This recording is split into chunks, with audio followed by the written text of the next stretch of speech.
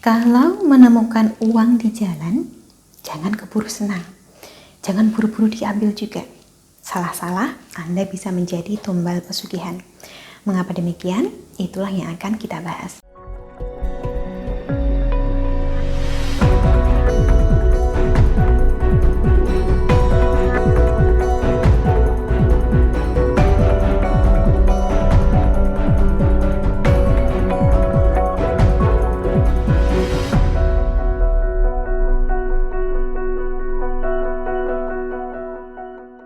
Terlebih dulu saya ucapkan salam rahayu. Dimanapun Anda berada, saya doakan senantiasa diberikan keselamatan.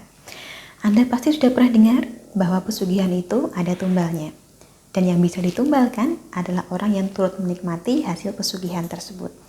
Makanya, pelaku pesugihan sengaja meninggalkan uang di tempat-tempat tertentu, dan kalau uang ini kita ambil, lalu kita belanjakan, maka kita bisa ditumbalkan.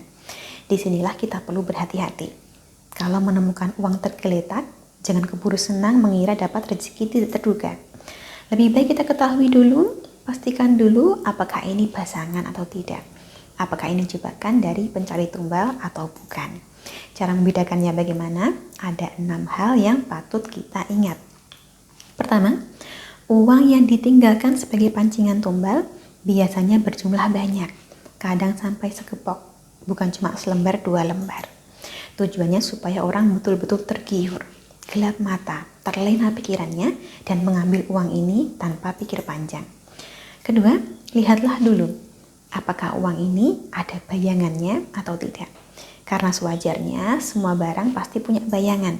Kalau uang ini nampak tergeletak, tapi anehnya tidak ada bayangan, padahal hari terang benderang, maka jangan diambil.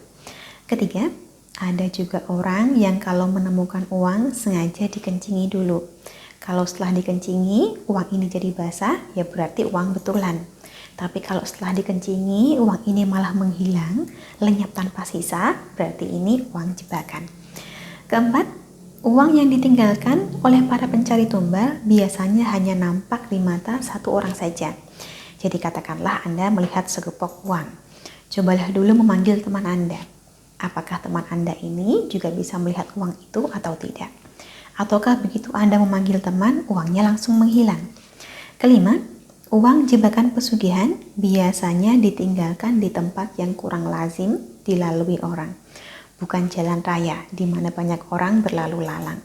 Dan yang keenam, boleh coba Anda ambil uang ini selembar saja, lalu terawang di bawah sinar matahari. Apakah masih terlihat seperti uang sewajarnya?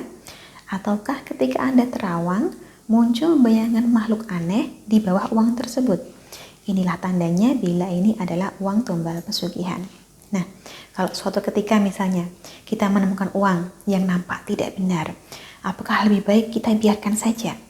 Kalau kita biarkan, malah ada kemungkinan uang ini bakal ditemukan orang lain dan orang lain ini yang akan menjadi korban.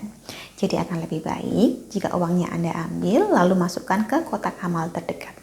Ini merupakan cara yang dapat melunturkan niat jahat para pelaku pesugihan. Kalau Anda sendiri bagaimana? Apakah sebelumnya sudah pernah mendengar bahwa pelaku pesugihan itu biasa memancing tumbal dengan cara meninggalkan uang?